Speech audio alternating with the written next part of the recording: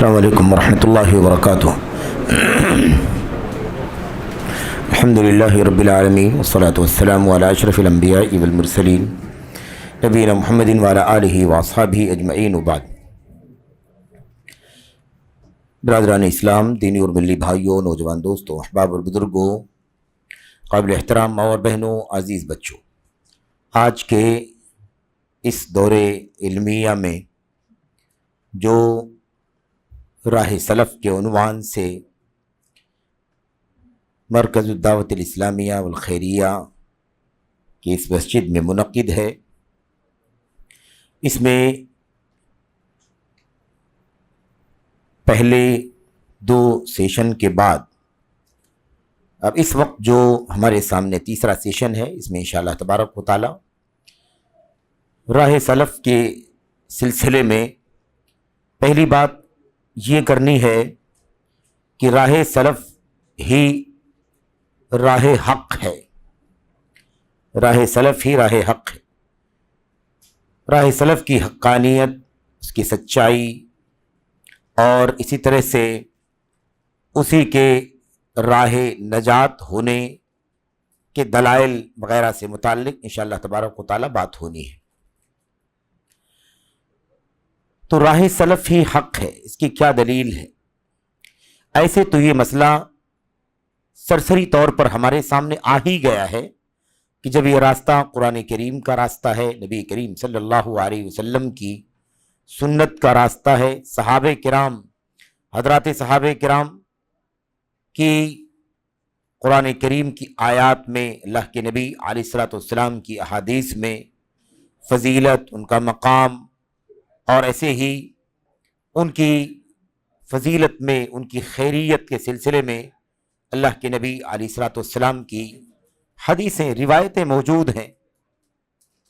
اتنی سی بات کافی ہے کہ اب یہ راستہ جو صحابہ کرام کا راستہ ہے، تابعین کا راستہ ہے، تبع تابعین کا راستہ ہے، یہی راہ حق ہے۔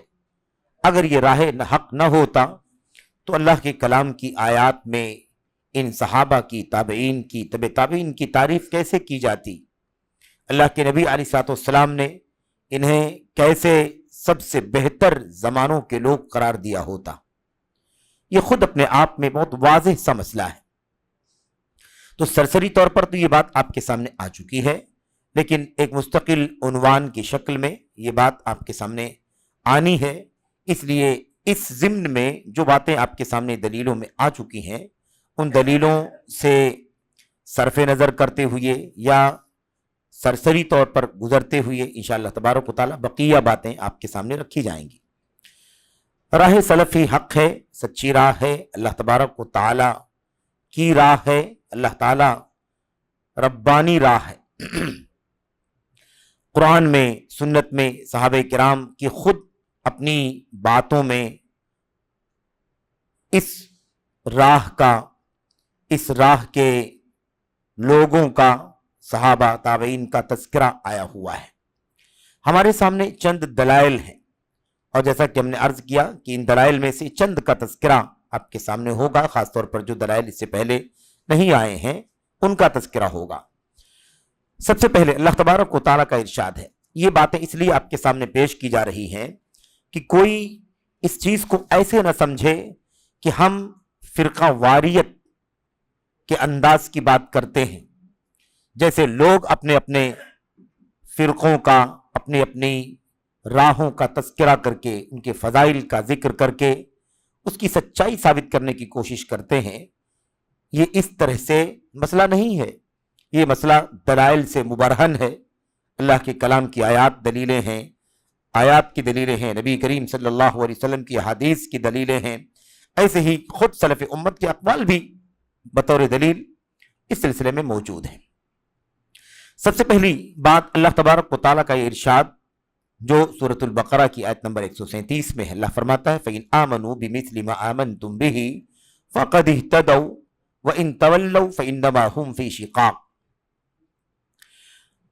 اگر لوگ، خاص طور پر اہل کتاب، یہود، نصارہ اور ان کے علاوہ دنیا کے لوگ ایمان لے آئیں بالکل اسی طرح سے जिस तरह से तुम ईमान लाए हो, बिमिस्ली मा आमनतुम बिही, बिल्कुल उसी पर जिस पर तुम ईमान लाए हो, बिल्कुल उसी तरह जैसे तुम ईमान लाए हो, फक़द इह्तदौ, तो यकीनन वो हिदायत याफ्ता है। अब यहां पर भी देखिए मिसल, और अल्लाह के नबी अलैहिस्सलातु वस्सलाम की हदीस में भी बात आई थी मिसल की, हम मा अना अलैहि अला मिस्ली मा अना अलैहि अल यौमा व अस्हाबी। आप देखें अल्लाह के कलाम की आयत करीमा में भी उसी ताबीर को, उसी अंदाज की ताबीर को, और नबी करीम सल्लल्लाहु अलैहि वसल्लम ने भी उसी से मिलती जुलती ताबीर इस्तेमाल फरमाई। गोया कि मेयार कौन है ईमान का, ईमान का मेयार कौन है, किस जैसा ईमान अल्लाह तबारक व तआला के यहाँ हिदायत का मेयार बनेगा, कौन से ईमान की अहमियत है, कौन से ईमान को अल्लाह तबारक व तआला हिदायत का मेयार समझता है। फ़इन आमनू बिमिस्ली मा आमनतुम बिही, अगर लोग ईमान लाए उसी तरह से, उसी के मिसल पर जिस पर तुम ईमान लाए हो, फ़क़द इह्तदौ, तो वो हिदायत याफ्ता है। अल्लाह के नबी अलैहिस्सलातु वस्सलाम पर यह आयत करीमा उतर रही है। अल्लाह तबारक व तआला फरमाता है तुम जिस पर ईमान लाओ। कौन था उस वक्त जिनको अल्लाह की तबारक व तआला तुम कह के मुखातब कर रहा है? जाहिर है कि अल्लाह के नबी सल्लल्लाहु अलैहि वसल्लम के सिवा उस वक्त कोई नहीं था। बकिया उम्मत के जो लोग भी हैं जो उनकी राह पर चलेंगे वो उन्हीं के ताबे होकर के फजीलत के दर्जा बदर्जा मुस्तहिक बनेंगे। लेकिन असल ये खिताब नबी करीम सल्लल्लाहु अलैहि वसल्लम के असहाब के लिए है। और दूसरा पहलू जो है इसके अंदर, इस बात के बाद अल्लाह तबारक व तआला फरमाता फ़इन तवल्लौ फ़इन्नमा हुम फ़ी शिक़ाक़, और अगर वो लोग मुंह फेर लें, पीठ फेर लें, एराज करें, यानी जिस तरह तुम ईमान लाए हो उस तरह ईमान न लाएं, तो क्या होगा? फ़इन्नमा हुम फ़ी शिक़ाक़, तो ऐसे लोग यकीनन शिकाक में हैं, यानी खिलाफ में हैं, इख्तिलाफ में हैं, तुमसे हट रहे हैं, तुम्हारी मुखालफत कर रहे हैं, तुम्हारी खिलाफ वर्जी कर रहे हैं। तुम जिस रास्ते पर चल रहे हो उस रास्ते पर चलने के बजाय, तुम जैसे ईमान रखते हो तुम्हारी तरह ईमान रखने के बजाय वो उससे अलग थलग राह पर चल रहे हैं, उसकी मुखालफत कर रहे हैं। और फिर उसके बाद धमकी, वईद, सजा, फसयक्फीकहुमुल्लाह व हुवस समीउल अलीम। अल्लाह तबारक व तआला उन लोगों के मुकाबिल आपके लिए काफी होगा। अल्लाह तबारक व तआला बहुत बड़ा सुनने वाला है, बहुत ज्यादा जानने वाला है। तो अल्लाह के नबी सल्लल्लाहु अलैहि वसल्लम के असहाब ही थे उस वक्त जिनको अल्लाह तबारक व तआला ने मुखातब फरमाया है। यही असहाब है, इन्हीं के रास्ते की बात चल रही है। क्या ये आयत करीमा इस बात की दलील नहीं है कि ये जिनकी अल्लाह तबारक व तआला तारीफ कर रहा है, जिनके ईमान को मेयार हिदायत करार दे रहा है, इनका रास्ता ही राह हक है, इनका रास्ता ही हक रास्ता है, इनकी राह ही राह हक है। इतनी सराहत कि अल्लाह तबारक व तआला सहाबे किराम को मेयार ईमान करार दे, और अगर कोई उनके जैसा ईमान न लाए, एराज करे, मुंह फेर ले, पीठ फेर ले, तो अल्लाह तबारक व तआला फरमाता है कि वो लोग खिलाफ वर्जी कर रहे हैं। शिकाक, शाक का युशाक का माना क्या होता है? खालफ युखालिफ, मुखालफत कर रहे हैं। तो ये बहुत बुनियादी आयत करीमा है इस हवाले से कि अल्लाह के नबी अलैहिस्सलातु वस्सलाम और आपके सहाबे किराम को अल्लाह अज़्ज़ा व जल मेयार ईमान, मेयार हिदायत करार दे रहा है। तो दुनिया के किसी और के ईमान को मेयार नहीं बनाया जा सकता। मेयार ईमान कौन है, मेयार हिदायत कौन है? नबी करीम सल्लल्लाहु अलैहि वसल्लम के असहाब। यहां पर ईमान ही को खास तौर पर जिक्र किया गया। जब ईमान के मामले में मेयार सहाबा हैं, तो आप बताइए कि बकिया चीजें तो ईमान से नीचे हैं। आमाल, अखलाक, किरदार, रहन सहन, रवैया, इन तमाम चीजों की हैसियत जाहिर सी बात है कि ईमान की बुनियादी बातों के मुकाबले में बाद की है। असल जो बुनियादी चीज है वो ईमान है, तौहीद है, अकीदे का बाब सबसे ज्यादा अहम है। तो जब उसमें मेयार ईमान है, मेयार है, तो ऐसे ही बकिया चीजें उसके ताबे हैं। ऐसे ही आयत करीमा देखें, दूसरी आयत करीमा जिसमें अल्लाह तबारक व तआला फरमाता है वमन युशाक़िक़िर रसूला मिन बादि मा तबय्यन लहुल हुदा व यत्तबि गैर सबीलिल मुमिनीन नुवल्लिही मा तवल्ला व नुस्लिही जहन्नम। ये आयत करीमा तो ऐसा समझे कि संग मील है, نبی کریم صلی اللہ علیہ وسلم کے صحابہ کا راستہ، سلف جن کو ہم کہتے ہیں، رأس السلف، اللہ تبارک کو اللہ کے نبی علیہ الصلوۃ والسلام کے بعد امت میں سب سے پہلے جو سلف کی فہرست میں لوگ آتے ہیں صحابہ کرام، ان کی راہ کا تذکرہ رب العالمین کس طرح اس آیت کریمہ میں کر رہا ہے۔ اللہ فرماتا ہے جو رسول صلی اللہ علیہ وسلم کی مخالفت کریں من بعد ما تبین لہ الہدی، ہدایت کے واضح ہو جانے کے بعد، ہدایت قرآن کریم ہے، ہدایت نبی کریم صلی اللہ علیہ وسلم کی سنتیں ہیں، ہدایت کے واضح ہو جانے کے بعد جو رسول کی مخالفت کرے، وَيَتَّبِعْ غَيْرَ سَبِيلِ الْمُؤْمِنِينَ، اور مومنوں کے راستے کے علاوہ کی پیروی کرے، مومنوں کے راستے کی پیروی نہ کرے، مومنوں کے راستے کے غیر کی پیروی کرے، اللہ فرماتا نُوَلِّهِ مَا تَوَلَّىٰ، تو جس طرف وہ گھومے گا ہم اسے اسی طرف گھما دیں گے، دنیا میں اور آخرت میں ہم اسے جہنم میں داخل کر دیں گے۔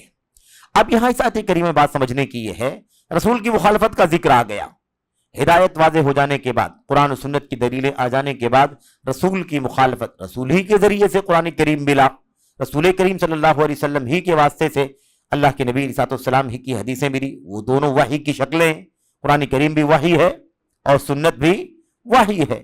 اللہ تبارک و تعالیٰ نے یہ چیزیں ہمیں اپنے نبی کے واسطے سے پہنچائی۔ اب نبی کے بعد واسطہ کون تھا؟ صحابہ کرام۔ یہاں پر بات سمجھنے کی یہ ہے کہ اللہ تبارک و تعالیٰ رسول کی مخالفت کے بعد یہ نہیں فرما رہا ہے کہ ہدایت واضح ہو جانے کے بعد رسول کی جو مخالفت کرے گا اسے ہم اسی طرف گھما دیں گے جس طرف وہ گھومے گا اور ہم اسے جہنم رسید کر دیں گے۔ بیچ میں ایک ٹکڑا اور ہے، وہ کیا ہے؟ وَيَتَّبِعْ غَيْرَ سَبِيلِ الْمُؤْمِنِينَ، اور وہ رسول کی اور مسلمانوں کی، مومنوں کی راہ کے علاوہ کی پیروی کرے۔ اس کے بعد اللہ تعالیٰ فرماتا ہے کہ وہ جس طرف جائے گا ہم اسی طرف اسے موڑ دیں گے۔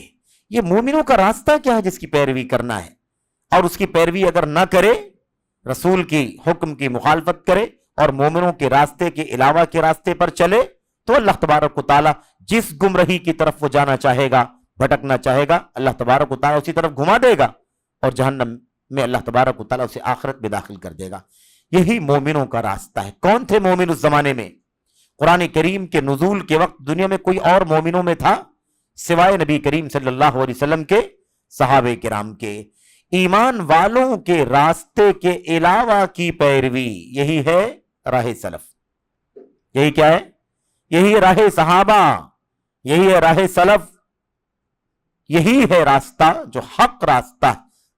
اگر اس پر چلا گیا تو اللہ تبارک و تعالیٰ کی جنت، اللہ کی رضامندی، اور ان کے راستے کے علاوہ کی پیروی کی گئی تو پھر کوئی بھروسہ نہیں کہ انسان کس گمراہی کی طرف چلا جائے گا۔ نُوَلِّهِ مَا تَوَلَّىٰ کا مطلب کیا ہے؟ ہم جس طرف وہ گھومے گا، موڑے گا، ہم اسے اسی طرف موڑ دیں گے۔ اصل راستے سے ہٹ جائے گا، وہ جس طرف مڑے گا، جس گمراہی، جس دلالت کی طرف وہ جانا چاہے گا، ہم اس کی حفاظت، اس کی روک تھام نہیں کریں گے، بلکہ اسے ہم اسی طرف گھما دیں گے، موڑ دیں گے۔ بھئی وہ بدعتی ہونا چاہے گا، مشرک ہونا چاہے گا، کافر ہونا چاہے گا، رافضی ہونا چاہے گا، خارجی ہونا چاہے گا، ملحد ہونا چاہے گا، زندیق ہونا چاہے، جو بھی جس طرف بھی مڑے گا، اس کا مطلب یہ ہے کہ اللہ کے رسول کی مخالفت کے بعد، ہدایت آ جانے کے بعد رسول کی مخالفت اور نبی کی مخالفت کے ساتھ ساتھ مومنوں کا راستہ اگر نہیں پکڑے گا تب یہ گمراہی کے راستے کھل جائیں گے۔ وہ کہیں بھی جا سکتا ہے، کسی بھی طرف بھٹک سکتا ہے۔ سزا یہ ہے اللہ تبارک و تعالیٰ کی طرف سے کہ اللہ تبارک و تعالیٰ ہی اسے اسی طرف موڑ دے گا جس طرف بھی وہ جانا چاہے، اور آخرت کی سزا جہنم ہے۔ یہاں پر یہ مسلمانوں کا راستہ کون سا راستہ ہے؟ یہی صحابہ کرام کا راستہ ہے، یہی راہ صحابہ، یہی راہ تابعین، یہی راہ تبع تابعین، یہی راہ سلف، مجموعی طور پر یہی راہ سلف، صحابہ، تابعین، تبع تابعین کا راستہ۔ اس راستے کے علاوہ پر چلنا گمراہی۔ پہلی آیت میں کیا کہا؟ ان کے راستے پر چلنا ہدایت، انہی کی اتباع کرنا، انہی جیسا ایمان لانا ہدایت یافتہ ہونے کی دلیل ہے۔ اس آیت کریمہ میں فرمایا ان کے راستے کو چھوڑ کر کسی اور راستے پر چلے گا تو اسی طرف چلا جائے گا उसी तरफ उसे हम मोड़ देंगे जिस तरफ वो जाना चाहेगा। ये आयत करीमा एकदम सराहत के साथ मोमिनों का रास्ता यानी सहाबा का रास्ता, ताबईन का रास्ता, सलफ का रास्ता जिसको हम मजमूई तौर पर कहते हैं, वो ये आयत करीमा बयान करती है। उसके बाद ये तीसरी आयत करीमा हमने पढ़ा था इससे पहले, अल्लाह तबारक व तआला ने वस्साबिकूनल अव्वलून मिनल मुहाजिरीन वल अंसार वल्लज़ीन तबऊहुम बिइहसान। इसमें खास क्या बात है? इसमें बात यह कि अल्लाह तबारक व तआला साबिकीन, अव्वलीन, सहाबे किराम, अंसार, मुहाजिरीन की तारीफ कर रहा है और अल्लाह फरमाता है अल्लाह उनसे राजी हो चुका है, वो अल्लाह से राजी हो चुके हैं। और ये तो दुनिया में ये तमगा है कि अल्लाह की रजामंदी का परवाना मिला है, और आखिरत में अल्लाह ने उनके लिए जन्नतें तैयार कर रखी हैं जिनके नीचे नहरें बह रही होंगी, खालिदीना फिहा, हमेशा हमेशा इसमें रहेंगे, और ये बहुत बड़ी कामयाबी है। अल्लाह तबारक व तआला अंसार मुहाजिरीन की तारीफ कर रहा है, उनसे अपनी रजामंदी का ऐलान कर रहा है, उनके लिए जन्नत का और जन्नतों का वादा, नेमतों भरी जन्नतों का वादा कर रहा है। इनके रास्ते पर अगर हम नहीं चलेंगे हिदायत पाने के लिए, तो किसके रास्ते पर चलेंगे? अल्लाह जिनसे राजी हो चुका है, इन लोगों की राह पर चलना ही तो रजामंदी का रास्ता है। हम इनकी राह पर चलेंगे, अल्लाह की जात से उम्मीद है कि अल्लाह हमसे भी राजी होगा, लेकिन अगर हम इनकी राह पर नहीं चलेंगे तो मोटे अंदाज की बात है, बिल्कुल है ना, छोटे बच्चे को भी ये बात अच्छी तरह समझ में आ सकती है। उसके बाद ये बात आती है आपके सामने वल्लदीन तबऊहुम बिइहसान, कि अंसार मुहाजिरीन साबिकीन अव्वलीन के बारे में साफ बात है कि अल्लाह उनसे राजी है और वो अल्लाह से राजी हैं, जन्नत के परवाने हैं। लेकिन उनके बाद नबी के सहाबा अंसार मुहाजिरीन के बाद उम्मत के तबकों के लिए क्या शर्त है अल्लाह से राजी होने के लिए? अल्लाह से उनके और उनसे अल्लाह के राजी होने की शर्त क्या है? इत्तिबा बिल इहसान, इत्तिबा बिल इहसान, वल्लदीन तबऊहुम बिइहसान, वो लोग जिन्होंने उनकी पैरवी की इखलास के साथ और ऐसे ही सच्ची इत्तिबा की, दावेदारी की इत्तिबा नहीं। सारे लोग साहबे किराम के नाम ले रहे हैं, सारे लोग बातें कर रहे हैं, लेकिन सच्ची इत्तिबा ये है कि उनके उसवे को अपनी जिंदगी में नाफिज किया जाए, उनका ईमान, उनका अकीदा, उनकी इबादत, उनकी तमाम तर चीजों को अमल में लाया जाए। तो ये शर्त है उन लोगों के लिए जो गैर सहाबा हैं। गैर सहाबा के लिए शर्त है कि वो सहाबा की सच्ची पैरवी करने वाले होंगे तो अल्लाह तबारक व तआला उनसे राजी होगा और वो अल्लाह से राजी होंगे। लेकिन सहाबा के लिए कोई शर्त नहीं है, सहाबी होना, सहाबियत का शरफ काफी है। अंसार मुहाजिरीन साबिकीन अव्वलीन से अल्लाह राजी है और वो अल्लाह से राजी है। तो सहाबे किराम का मकाम यह है कि अल्लाह उनसे राजी हो चुका है और उनके सच्चे पैरोकार, सच्चे मुत्तबईन अगर सच्ची इत्तिबा पैरवी करेंगे तो अल्लाह उनसे भी राजी है। तो इन्हीं का रास्ता है जो राह सलफ कहलाता है, इन्हीं का रास्ता है जिनको राह सहाबा, राह ताबईन, राह तबे ताबईन कहा जाता है। तीन तबके के आगे हम इसलिए नहीं जाते कि नबी करीम सल्लल्लाहु अलैहि वसल्लम ने तीन तबकों की खैरियत की बशारत दी है। खैरुन्नास, खैरुन्नास, खैरुन्नास, सबसे बेहतर बात अल्लाह के नबी ने इन तीन लोगों के बारे में फरमाई है। ऐसे ही अल्लाह तबारक व तआला के कलाम की इन दो तीन आयतों के बाद और भी आयतें हैं यहाँ चौथी दलील इस सिलसिले में नबी करीम सल्लल्लाहु अलैहि वसल्लम की वही हदीस है जिसमें अल्लाह के नबी सल्लल्लाहु अलैहि वसल्लम ने खैरियत, ज़बान नबूवत से जिनकी खैर होने की बात है और वो भी नास, सारी इंसानियत में सबसे बेहतर होने की बशारत है। जाहिर सी बात है कि उन्हीं का रास्ता हमें अपनाने की जरूरत है। सहाबा, ताबीन, तबे ताबीन का तज़किरा अल्लाह के नबी ने इस तरह से सुम्मा के जरिए से फरमाया है और ये बहुत वाज़ेह दलील है कि उम्मत में सबसे बेहतर नबी के सहाबा हैं, दूसरे नंबर पर सबसे बेहतर ताबईन हैं, तीसरे नंबर पर सबसे बेहतर तबे ताबईन हैं और इन्हीं को हमारे लिए उसवा और आइडियल कहा गया है, बना दिया गया है। इन्हीं के रास्ते की हमें पैरवी करनी है। अल्लाह के कलाम, नबी के फरमान को सबसे पहले इन्होंने देखा, सहाबा ने, इसलिए जितना इन्होंने समझा, जो इन्होंने समझा, जैसा इन्होंने समझा, उस तरह दुनिया का कोई भी तबका, कोई भी मुसलमान नहीं समझ सकता। चाहे जिंदगी का कोई भी मौजू हो, यही सहाबा सबसे ज्यादा उसके समझने वाले हैं और मौका नहीं है वरना ये बातें भी आपके सामने आती, कुछ ऐसी मिसालें जिससे पता चलता है कि देखो सहाबे किराम ने यहाँ सही माना समझाया, दूसरे लोग गलत माना समझ रहे थे। हो सकता है वक्त आए, मौका रहे तो इंशाल्लाह बात होगी उस सिलसिले में एक दो मिसालें खास तौर पर। पांचवी दलील क्या है جو ہم نے پڑھا ہے، اللہ کے نبی علیہ السلام نے فرمایا تھا ایک طبقہ ہمیشہ حق پر قائم رہے گا۔ اس حق پر قائم رہنے والے طبقے کی شروعات کہاں سے ہوتی ہے؟ نبی کریم صلی اللہ علیہ وسلم کے صحابہ کرام سے۔ وہ پورا طبقہ ہی حق پر قائم تھا۔ حضرات صحابہ کرام کا پورا بیچ جو تھا نا، وہ پورا کا پورا حق پر۔ تابعین میں سے جو ان کے پیروکار سچے رہے، تبع تابعین میں جو سچے پیروکار رہے، اور آگے بھی ان کے سچے پیروکاروں کا ایک طبقہ رہے گا جو حق پر ڈٹا رہے گا، حق پر جمع رہے گا۔ انہی کے راستے پر چلنا ہے، انہی کی پیروی کرنی ہے۔ قرآن کو کیسے سمجھا، سنت کو کیسے سمجھا، ایمان و عقیدے سے لے کر تمام زندگی کے ابواب میں انہوں نے کیسے سمجھا، ہمیں اسی کی تلاش کرنی ہے۔ چھٹی دلیل ہمارے سامنے وہ ہے جس میں اللہ کے نبی علیہ السلام نے 73 فرقوں میں بٹنے کی بات فرمائی تھی، اور 72 کے جہنم میں جانے اور ایک کے جنت میں جانے، جس کے بارے میں وقت کا کافی دیر تک گفتگو آپ کے سامنے ہوئی ہے۔ اس میں آپ نے فرمایا تھا من کان علی مثل ما انا علیہ اليوم واصحابی، وہ طبقہ جنت میں جائے گا، وہ طائفہ جنت میں جائے گا جو بالکل اسی راہ پر قائم ہوگا، رہے گا، زمان مکان کی قید کے بغیر، کسی بھی دور میں کسی بھی جگہ، کسی بھی دور میں کسی بھی جگہ، جو بالکل اسی راہ پر مثل پر چلے گا جس پر آج میں اور میرے صحابہ چل رہے ہیں۔ یہ بہت صریح بات ہے جس میں اللہ کے نبی علیہ السلام نے جنت کی بشارت بھی دے دی ہے اور ان کی پہچان بھی بتلا دی ہے۔ نام نہیں، یہ منہج بالکل اسی راستے پر جس پر آپ اور آپ کے صحابہ چلتے رہے، اسی پر چلنے والے۔ تو یہ اللہ کے نبی علیہ السلام کی صریح حدیث ہے۔ اس کے بعد چند ایک اقوال سلف امت کے اس سلسلے میں آپ کے سامنے پیش کیے جاتے ہیں۔ ابھی بات آئی تھی اس سے پہلے کے سیشن میں کہ اس سے نسبت رکھنے والے سلف کی طرف نسبت، ابھی ہمارے سامنے 6-7 دلیلیں بالکل سرسری طور پر آ گئی ہیں۔ قرآن کریم کی آیتیں ہیں، نبی کریم صلی اللہ علیہ وسلم کی حدیثیں ہیں جس میں یہ ساری باتیں آئی ہیں۔ ان دلائل کے بعد اگر کوئی کہے کہ نہیں بھائی آپ اپنے آپ کو سلفی کیوں کہتے ہیں، آپ بھی فرقہ واریت پھیلا رہے ہیں، آپ بھی کیا کر رہے ہیں؟ فرقہ واریت پھیلا رہے ہیں، آپ بھی مختلف فرقوں کی طرح سے ایک فرقہ ہیں اور آپ بھی اسی فرقے کی طرف بلا رہے ہیں، آپ بھی اپنی دیوار صحیح کر رہے ہیں، آپ بھی اپنی اینٹیں درست کر رہے ہیں، آپ سلفی کہنے کا حق نہیں۔ اگر آپ سلفی کہتے ہیں تو بالکل ویسے ہی ہے جیسے رافضی، شیعہ، بریلوی ہے نا، بدعقیدہ، اس قسم کے جتنے فرقے امت کے اندر ہیں، اس طرح کی باتیں جو کرنے والے ہیں، بالکل آپ بھی اسی طرح سے ہیں۔ تو یہ بات بڑی ہی نادانی کی بات ہوگی۔ بھلا سلف کی طرف نسبت کرنا کیسے غلط ہو سکتا ہے؟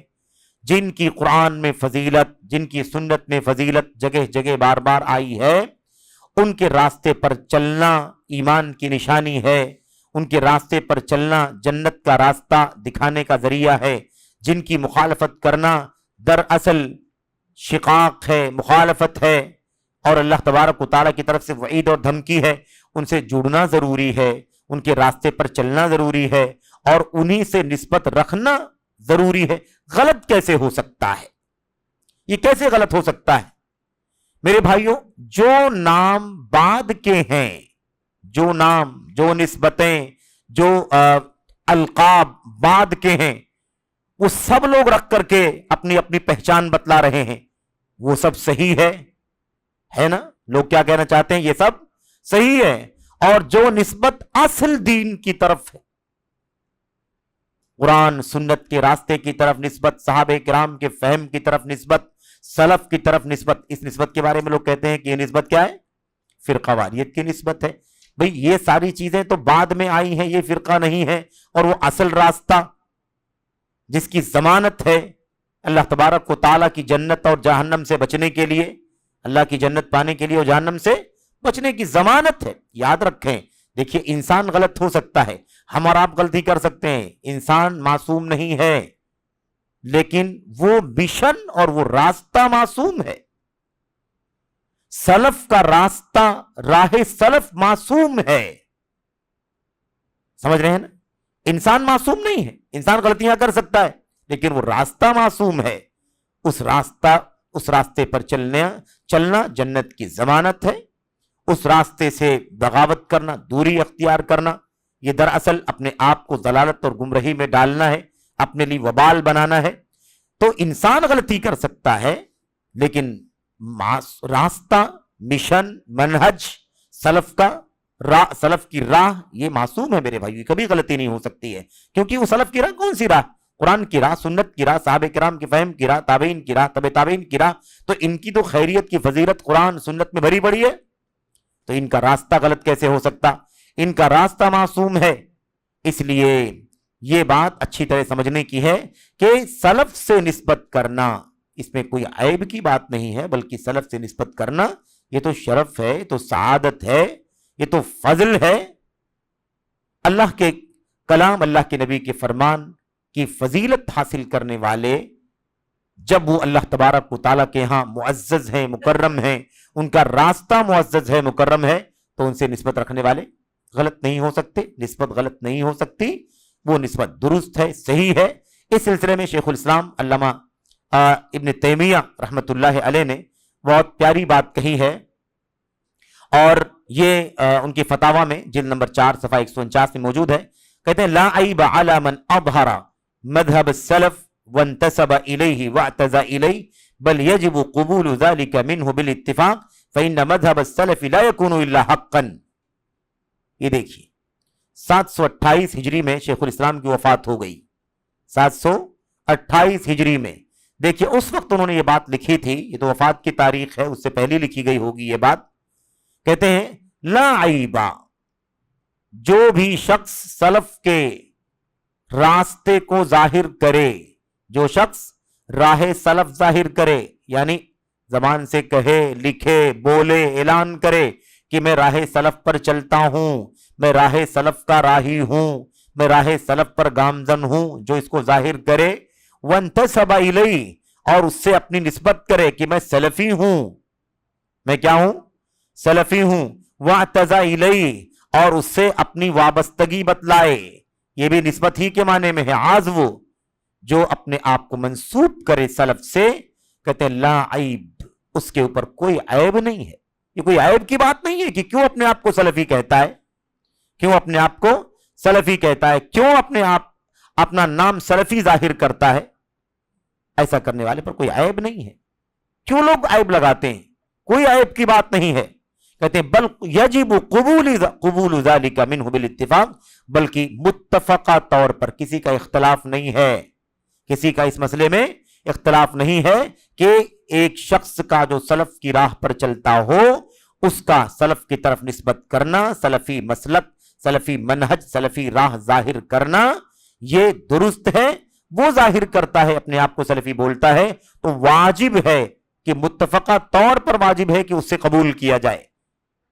ٹھیک ہے، آپ کا راستہ سلف کا ہے، بہت اچھی بات ہے، قبول کرنا واجب ہے، قبول کیا جانا واجب ہے. کیوں؟ ایسا کیوں ہے؟ وجہ کیا ہے اس کی؟ کہتے ہیں فإن مذهب السلف لا يكون الا حقا، اس لیے کہ سلف کا مذہب، سلف کا راستہ حق ہی ہو سکتا ہے، باطل کا کوئی شائبہ ہی نہیں ہے. یہاں یہ مسئلہ بھی واضح ہو گیا نا کہ سلف کا راستہ معصوم ہے، سلف کا راستہ معصوم ہے، راہ سلف معصوم ہے، حق ہے. انسان غلطی کر سکتا ہے لیکن راستہ اللہ تبارک و تعالیٰ کی طرف سے تائید شدہ ہے، نبی کریم صلی اللہ علیہ وسلم کی طرف سے بشارت یافتہ ہے، اس لیے اس میں کوئی غلطی کا امکان نہیں ہے. یہ صریح بات ہے. آپ دیکھیے کون ہے یہ شیخ الاسلام علامہ ابن تیمیہ رحمۃ اللہ علیہ ہیں، امت کے ان ائمہ میں سے جن کی مثال بہت نادر ہے امت کے اندر، یہ شیخ الاسلام ہے. اچھا، اس کے بعد دیکھیے انہی کی کتاب مجموع الفتاوی کے اندر دوسری جگہ پر فرماتے ہیں وَعْلَمْ أَنَّهُ لَيْسَ فِي الْعَقْلِ الصَّرِيحِ وَلَا فِي شَيْءٍ مِّنَ النَّقْلِ الصَّحِيحِ مَا يُوجِبُ مُخَالَفَةَ الطَّرِيقِ السَّلَفِيَّةِ أَصْلًا. یہ عربی عبارتیں میں عمدن و قصدن اس لیے پڑھ رہا ہوں تاکہ یہ الفاظ آپ کے سامنے رہیں، جو بھی سنے وہ ان الفاظ کو جانے سمجھے. اگر ترجمہ میں غلط کر رہا ہوں تو کم سے کم عربی زبان کی وہ عبارت ان کے سامنے رہے، وہ ترجمہ کر لے جیسے کرنا چاہتا ہے. کیا کہا؟ اچھی طرح سے جان لو کہ صریح عقل کے اندر، صریح عقل یعنی جو عقل کلیئر ہو، واضح ہو بالکل، اور نقل صحیح، نقل صحیح کسے کہتے ہیں؟ یعنی قرآن کریم کی آیتیں اور حدیثیں جو صحیح سند کے ساتھ آئی ہوئی ہوں، ان میں کوئی ایسی چیز نہیں ہے جو سلفی راہ کی مخالفت کی موجب ہو سرے سے. یعنی نہ عقل میں کوئی ایسی چیز ہے، نہ قرآن و سنت کے دلیلوں میں کوئی ایسی چیز ہے جو کسی بھی طور پر سلفیت کی راہ کی مخالفت واجب کرتی ہو. یعنی سلفیت کی خلاف ورزی کی کوئی دلیل نہیں ہے، نہ عقل کی کوئی دلیل ہے جو سلفیت کی مخالفت واجب کرتی ہو، نہ قرآن و سنت کی کوئی دلیل ہے جو سلفیت کی مخالفت کرنا واجب کرتی ہو. سلفیت کی مخالفت کرنے کی گنجائش ہی نہیں ہے، کہتے ہیں اصلاً سرے سے گنجائش نہیں. آپ سمجھ لیں کیوں آخر اتنی تاکید ہمارے ائمہ نے کیوں کی ہے. اور یہ باتیں جیسا کہ ہم نے عرض کیا کہ یہ 150 سال 150 سال 200 سال کے بیچ کی کسی کی عبارت بھی نہیں ہے. یہ عبارت کس کی ہے؟ شیخ الاسلام رحمت اللہ علیہ کی. اس لیے صراحت کے ساتھ کہتے ہیں نہ قرآن و سنت میں نہ کسی صریح عقل کے اندر، کسی کی عقل خراب ہو گئی ہو بگڑ گئی ہو تو الگ بات ہے، لیکن ستھری عقل اور قرآن و سنت کے صحیح دلائل، اس کے اندر سرے سے کوئی چیز ایسی ہے ہی نہیں جو اس بات کی موجب ہو کہ سلفیت کی راہ کی مخالفت ہو سکتی ہو. کوئی دلیل نہیں سرے سے. اس کے بعد حافظ ابن کثیر رحمت اللہ علیہ، یہ کون ہیں؟ یہ انہی کے شاگرد ہیں. علامہ ابن تیمیہ رحمت اللہ علیہ کے چند شاگردان پوری دنیا میں اپنے علم سے مشہور ہوئے، ان میں سے ایک نام حافظ ابن کثیر کا بھی ہے. حافظ ذہبی کا نام اس سے پہلے گزرا. ایسے ہی حافظ ابن عبدالہادی مقدسی ہیں، حافظ مزی ہیں، اور بھی لوگ ہیں. سب سے معروف حافظ ابن القیم رحمت اللہ علیہ.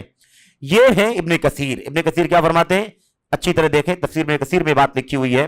کہتے ہیں کل من خرج عن الحق فإنه ضال، کل من خرج عن الحق فهو ضال حيث توجه لأن الحق واحد ومنهج متحد يصدق بعضه بعضا. عبارت کس قدر صریح ہے، واضح ہے. کہتے ہیں جو بھی حق سے نکلے گا وہ گمراہ ہوگا، کسی بھی طرف مڑے. جو بھی حق سے نکل جائے گا وہ کسی بھی طرف مڑے، حق چھوڑ کر کے گمراہ ہی ہوگا. اللہ نے قرآن کریم میں کیا فرمایا؟ نولیہ ما تولا، جس طرف وہ مڑے گا ہم اسے اسی طرف موڑ دیں گے. یا ابن کثیر رحمۃ اللہ علیہ سمجھ لیں اس کی تفسیر میں کیا کہتے ہیں؟ کہتے ہیں جو حق سے نکلے گا وہ جس طرف بھی مڑے گا گمراہ ہی ہوگا، کیونکہ راستہ ہدایت کا تو حق راستے میں تھا، اسے چھوڑ دیا ہے وہ، تو اب جہاں بھی جائے گا گمراہ ہوگا. لأن الحق واحد، یہ بھی اچھی طرح سمجھ لیں، یہ بھی صحیح ہے وہ بھی صحیح ہے، یہ نعرہ صحیح نہیں ہو سکتا. حق ایک ہی ہے. الحق واحد لا يتعدد، حق ایک ہے، ایک سے زیادہ نہیں ہے. فرماتے ہیں ابن کثیر رحمت اللہ علیہ، کہتے لأن الحق واحد، اس لیے کہ حق ایک ہے، ومنہج متحد، اور منہج صحیح ایک ہے. راستہ سلف کا ایک ہی ہے جو حق ہے. اس کے بعد کہتے ہیں یصدق بعضہ بعضا، یہ آپس میں ایک دوسرے کی تصدیق کرتے ہیں. یعنی پورے راہ حق میں کہیں ٹکراؤ نہیں دکھائی دے گا آپ کو. اس لیے آپ دیکھ لیجئے سنت اور سلف کی راہ پر جو چلتے ہیں، نہ 100 200 500 1000 2000 سال کے گزرنے سے کوئی ڈیفرنس آپ کو دکھائی دے گا، اور نہ مشرق اور مغرب کے فاصلے سے کوئی فرق آپ کو ملے گا. مشرق سے مغرب، شمال سے جنوب کا فاصلہ، لیکن جو سلف کی راہ پر چلتے ہیں ان میں کہیں کوئی اختلاف آپ کو دکھائی نہیں دے گا. یہ اللہ تبارک و تعالیٰ کا فضل ہے حق کے ساتھ کہ حق پر چلنے والوں میں کبھی کوئی تعارض، کوئی تضاد نہیں ہوتا. یہ ہے حق کی سچائی اور اس کی حق اور منہج سلف کی سچائی، راہ سلف کی حقانیت کی دلیلوں میں سے ایک دو دلیلیں. آخری ایک بات اور آپ کے سامنے پیش کرتا ہوں. شیخ احمد نجمی ہیں، یہ کہتے ہیں جو کہتا ہے کہ سلفیت حق نہیں ہے، ہم اس سے سوال کیا جا رہا ہے، کوئی سوال کر کے پوچھ رہا ہے احمد نجمی سے، جو کہتا ہے کہ سلفیت حق نہیں ہے، ہم اسے کیسے جواب دیں؟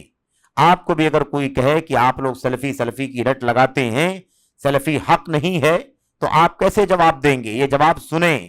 یہ فرماتے ہیں یہ شخص جھوٹا ہے، کیونکہ سلفیت میں سلف صالحین کے فہم کے مطابق، سلف صالحین صحابہ تابعین تبع تابعین، ان کی سمجھ کے مطابق اللہ کی کتاب اور اس کے رسول صلی اللہ علیہ وسلم کی سنت کی پیروی کی جاتی ہے. اگر یہ حق نہیں ہے تو سلفیت بھی حق نہیں ہے؟ بتاؤ، صحابہ کرام کی سمجھ حق نہیں ہے؟ کیا تابعین کی سمجھ حق نہیں ہے؟ کیا تبع تابعین جو سمجھتے ہیں وہ حق نہیں ہے؟ اگر کوئی یہ کہے کہ ہاں بھائی صحابہ کی سمجھ صحیح نہیں، تابعین کی تبع تابعین کی سمجھ نہیں ہے، تبھی کہہ سکتا ہے کہ سلفیت صحیح نہیں ہے۔ لیکن اگر وہ کہتا ہے کہ نہیں صحابہ کرام کی سمجھ درست ہے، صحابہ کے بعد تابعین تبع تابعین ان کی سمجھ صحیح ہے، تو پھر اسے یہ ماننا واجب ہے کہ سلفیت کی راہ کیا ہے؟ درست ہے، صحیح ہے۔ کہتے ہیں اور اگر یہ حق ہے تو سلفیت بھی حق ہے۔ اگر صحابہ تابعین کی سمجھ صحیح نہیں ہے تو سلفیت بھی صحیح نہیں، اور اگر یہ سب صحیح ہے تو سلفیت بھی صحیح ہے۔ راہ سلف کے پیروکار ہی حق پر ہیں، دوسرے لوگ نہیں، کیونکہ ان کے امام رسول اللہ صلی اللہ علیہ وسلم ہے۔ سلفیوں کے امام کون ہے؟ رسول اللہ صلی اللہ علیہ وسلم۔ اور اس بات کو شیخ الاسلام نے بہت اچھے سے لکھا ہے کہ سلف امت کی راہ پر چلنے والے اہل الحدیث السلفیون جو ہیں، اہل السنہ والجماعہ اور دیگر اوصاف سے القاب سے جانے جانے والے کہتے ہیں کہ لیس لہم متبوع یتعصبون لہ الا رسول اللہ۔ کہتے ہیں کہ ان اہل السنت سلفیون اہل الحدیث کا کوئی بھی ایسا امام نہیں ہے، کوئی ایسا پیشوا نہیں ہے جس کے لیے وہ تعصب کرتے ہوں سوائے رسول اللہ صلی اللہ علیہ وسلم کے۔ دیکھیے ائمہ، علماء، فقہا، محدثین، ان تمام کا مقام، ان کا مرتبہ، ان کی علمی خدمات، ان کی کتابیں، تصنیفات، ان کی فقہ، ان کی فتاوی، ان تمام چیزوں کا ادب، احترام اپنی جگہ پر قائم ہے، لیکن یہ شخصیتیں حق کا معیار نہیں ہیں کہ جو کچھ بھی یہ کہہ دیں لکھ دیں اسے آنکھ بند کر کے مان لیا جائے۔ یہ ہمارا ایمان اور عقیدہ ہونا چاہیے۔ تو ان ائمہ اور علماء کا مقام اور مرتبہ ہم جانتے ہیں، لیکن ہم یہ سمجھتے ہیں کہ فہم اور سمجھ کن کی معتبر ہے؟ اللہ کے نبی صلی اللہ علیہ وسلم کے صحابہ کرام کی، تابعین کی، تبع تابعین کی فہم یہ معتبر ہے۔ اس لیے ہمیں چاہیے کہ ہم اسی اصول پر چلیں، دنیا میں کسی کے لیے بھی حق اور باطل کا تعصب نہ کریں سوائے اللہ کے نبی صلی اللہ علیہ وسلم کے اصحاب، تابعین اور ان کے بعد تبع تابعین، کیونکہ ان کی فہم شریعت کے اندر ایمان و عقیدے سے لے کر تمام ابواب میں معتبر ہے۔ یہ مختصر طور پر اس سلسلے کی دلیلیں ہیں کہ راہ سلف ہی حق ہے تو کیوں حق ہے، راہ سلف ہی حق ہے تو کیوں حق ہے، یہ اس کی چند دلیلیں ہیں۔ اب یہاں سے راہ سلف کی پیروی کرنے والوں کے کچھ القاب اور صفاتی نام، راہ سلف کی پیروی کرنے والوں کے کچھ القاب اور صفاتی نام کہتے ہیں۔ دیکھیے کہتے ہیں بعض لوگوں کو دیکھا جاتا ہے کہ راہ سلف کے پیروکاروں کو ان کے مختلف صفاتی ناموں اور القاب، مثلا اہل الحدیث، اہل السنہ والجماعہ، فرقہ ناجیہ، طائفہ منصورہ، غرباء، سلفی وغیرہ، ان ناموں کے سبب تانا کستے ہوئے کہتے ہیں کہ یہ کئی فرقوں میں بٹے ہوئے ہیں۔ ایک آدمی کے کئی نام ہوں تو وہ آدمی کئی ٹکڑوں میں تو نہیں ہو جاتا ہے، اس آدمی کی صفات ہیں، اس آدمی کی خوبیاں ہیں، اس لیے اس کے الگ الگ نام ہیں، الگ الگ صفات ہیں۔ ایسے ہی ان کے صفاتی نام ہیں، تو لوگ تانا دیتے ہوئے کہتے ہیں کہ یہ کئی فرقوں میں بٹے ہوئے ہیں، حالانکہ یہ بات یا تو لا علمی یا پھر داخلی اناد کا نتیجہ ہے، ورنہ سلفیت یا سلفیوں کا عقیدہ و منہج علم و معرفت، عمل و سلوک، دعوت و ارشاد میں وہی طریقہ و منہج ہے جو سلف صالحین اور سلف امت صحابہ، تابعین اور تبع تابعین خیر القرون کا تھا۔ ذیل میں یعنی نیچے جو باتیں آ رہی ہیں اس میں چند القاب اور صفاتی ناموں کا تذکرہ کیا جا رہا ہے۔ یہ نام جو ہیں صفاتی نام ہیں، یہ خوبیاں ان کے اندر پائی جاتی ہیں اس لیے ان کے نام پڑ گئے ہیں، یہ صفات ان کے اندر پائے جاتے ہیں اس لیے ان کے نام پڑ گئے ہیں۔ ایسا نہیں ہے کہ یہ ایک ہی شخص کے، ایک ہی راستے پر چلنے والوں کے نام نہیں ہے، بلکہ الگ الگ فرقوں کے نام ہیں، ایسی بات نہیں ہے۔ یہ وہی طبقہ ہے جو صحابہ کرام کے، تابعین کے، تبع تابعین کے راستے پر چلنے والا ہے، البتہ یہ صفاتی نام ہیں۔ پہلا نام کیا ہے؟ پہلا نام یہاں پر ہمارے سامنے اہل السنت والجماعہ، یہاں سنت سے پورا اسلام مراد ہے۔ اہل السنت سے مراد سنت والے، یعنی پورے اسلام پر عمل کرنے والے، پورے اسلام پر عمل کرنے والے. کیونکہ سنت کیا ہے؟ سنت دراصل اسلام کا دوسرا نام ہے. اسلام سنت کا نام ہے اور سنت اسلام کا نام ہے. سنت سے مراد پورا اسلام ہے جو رسول اللہ صلی اللہ علیہ وسلم کی سیرت میں ڈھلا ہوا ہے. اسلام کہاں ہے؟ جو کچھ نبی کریم صلی اللہ علیہ وسلم کی 23 سالہ زندگی میں ڈھلا ہوا ہے وہی کیا ہے؟ اسلام ہے.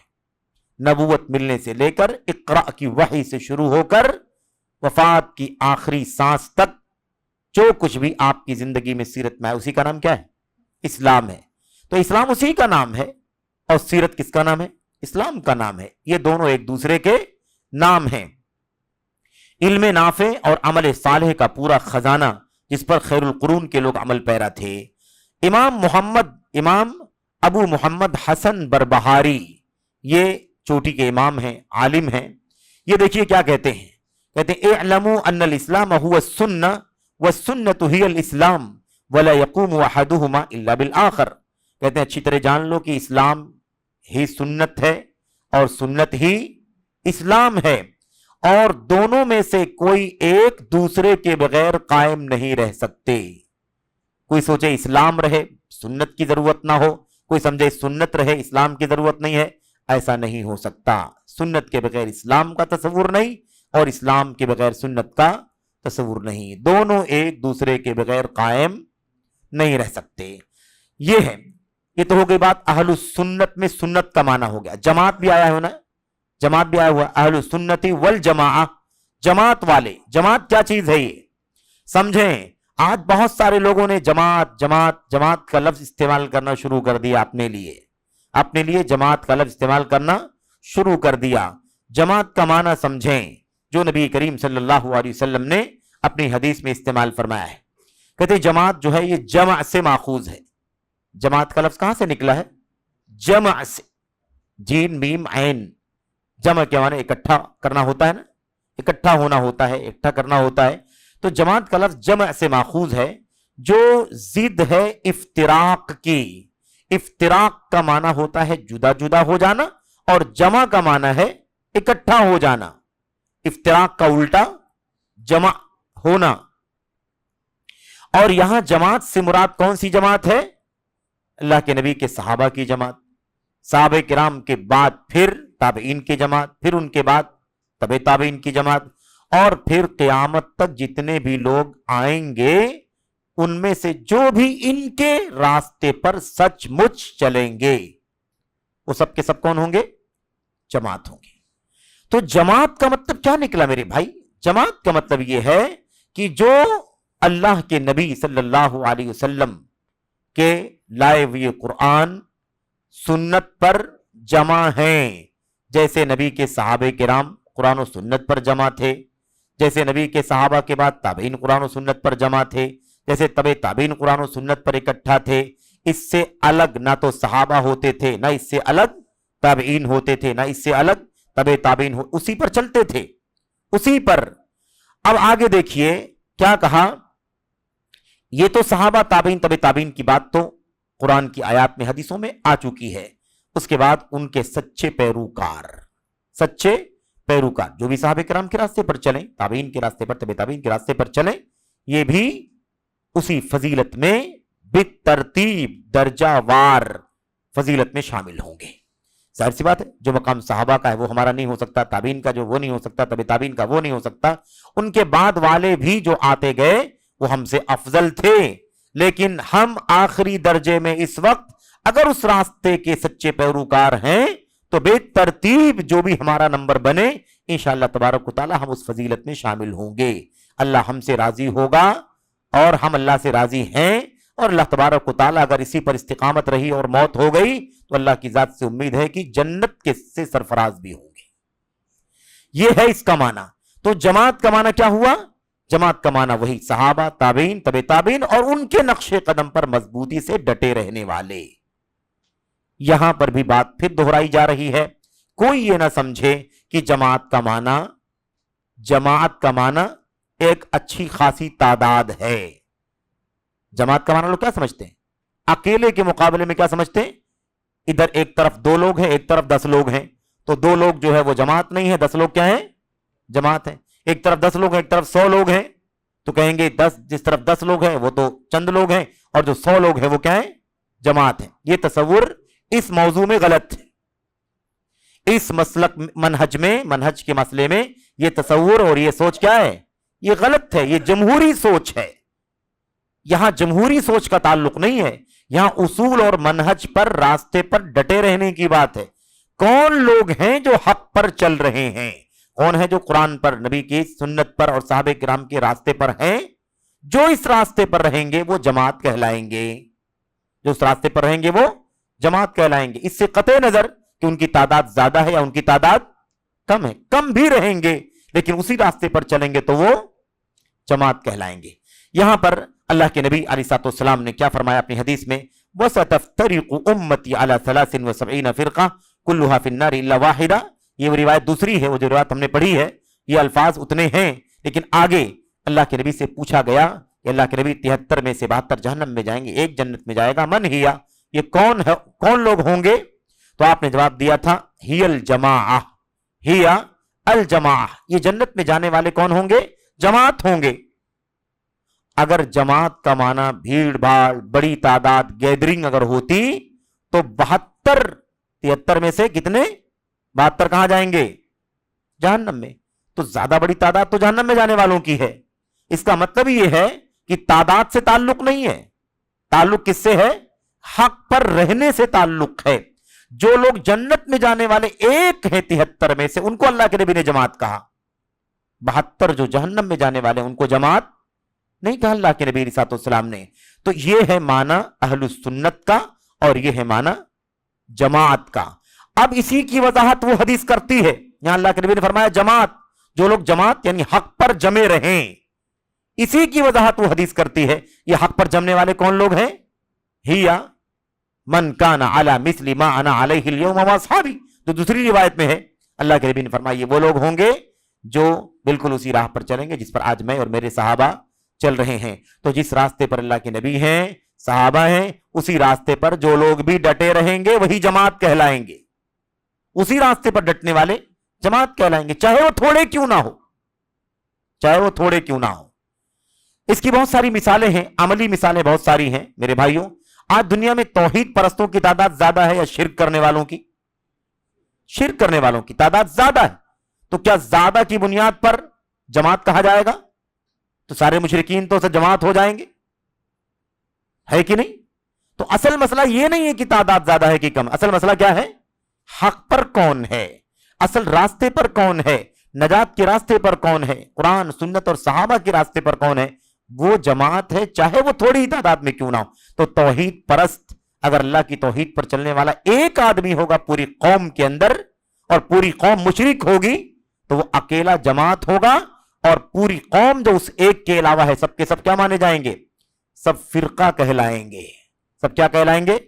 فرقہ. اس لیے کہ وہ حق سے ہٹ گئے, حق سے الگ تھلگ ہو گئے, اس لیے فرقہ کہلائیں گے. چھوٹی بڑی تعداد سے کوئی سروکار نہیں ہے.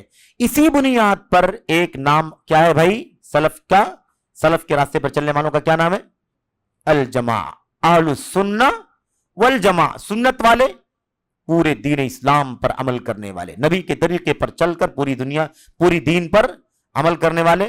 اور دوسری چیز صحابہ کرام کی جماعت, تابعین کی جماعت, تبع تابعین کی جماعت کے نقش قدم کی پیروی کرنے والے. اس لیے ان کا نام کیا پڑ گیا؟ اہل السنہ والجماع, یہ ان کا نام ہے. اللہ کے نبی علیہ الصلوۃ والسلام کی ان حدیثوں سے یہ بھی ثابت ہوتا ہے کہ اللہ کے کلام کی جو آیت کریمہ ہے نا, یوم تبیض وجوہ وتسود وجوہ, قیامت کا دن ہوگا, اس دن کچھ چہرے سیاہ ہوں گے, کچھ چہرے سفید ہوں گے. قیامت کے دن کچھ چہرے کیا ہوں گے؟ روشن ہوں گے, اور کچھ چہرے سیاہ ہوں گے. عبداللہ بن عباس رضی اللہ تعالیٰ عنہ نے اس آیت کریمہ کی تفسیر میں کہا تھا یوم القیامت حین تبیض وجوہ اہل السنت والجماع وتسود وجوہ اہل البدعۃ والفرقہ. جن کے چہرے سفید ہوں گے قیامت کے دن وہ اہل سنت والجماعت کے چہرے ہوں گے, اور جن کے چہرے قیامت کے دن کالے ہوں گے, سیاہ ہوں گے, وہ اہل البدعۃ والفرقہ, وہ बिदात वाले और फिरका बंदी वाले होंगे। यहां ये बात वाज़ेह हो गई, अगर सुन्नत की राह पर हैं तब तो फिरका बंदी खत्म होगी, और अगर सुन्नत की राह से हटे बिदात की राह पर चले तो हतमी तौर पर फिरका बंदी पैदा होगी, क्योंकि इत्तिहाद का रास्ता सुन्नत का रास्ता है और इफ्तिराक, धड़बंदी, फिरका वारियत का रास्ता कौन सा है? बिदात का रास्ता। बिदात की राह पर चलने वाला कभी भी मेरे भाइयों फिरका बंदी ही में रहेगा। इसलिए जो लोग बिदातों की राह पर चल रहे हैं वही फिरका है, जो सुन्नत की राह पर चल रहा है वही हकीकत में मुत्तहिद है, वही हकीकत में जमात है। ये अल्लाह के नबी अलैहिस्सलाम की हदीसों का भी खुलासा है। और इस आयत करीमा की तफसीर में इब्न अब्बास रजी अल्लाह तआला अन्हु की जो बात है, जिसे हाफिज इब्न कसीर रहमतुल्लाह अलैह ने अपनी तफसीर के अंदर नकल फरमाया है। बहरहाल ये बात आ चुकी है इससे पहले भी कि जमात को जमात इसलिए कहा जाता है, इसलिए नहीं कहा जाता है कि बड़ी तादाद है, भीड़ भाड़ है। जमात को जमात इसलिए कहा जाता है कि वो आपस में मुत्तहिद हैं, आपस में उनका कोई इख्तिलाफ नहीं है, क्योंकि उनका रास्ता एक है, वो रास्ता कुरान का है, सुन्नत का है, साहबे किराम का, जिस पर वो मुत्तहिद हैं। एक इमाम पर इकट्ठा है। कौन सा इमाम?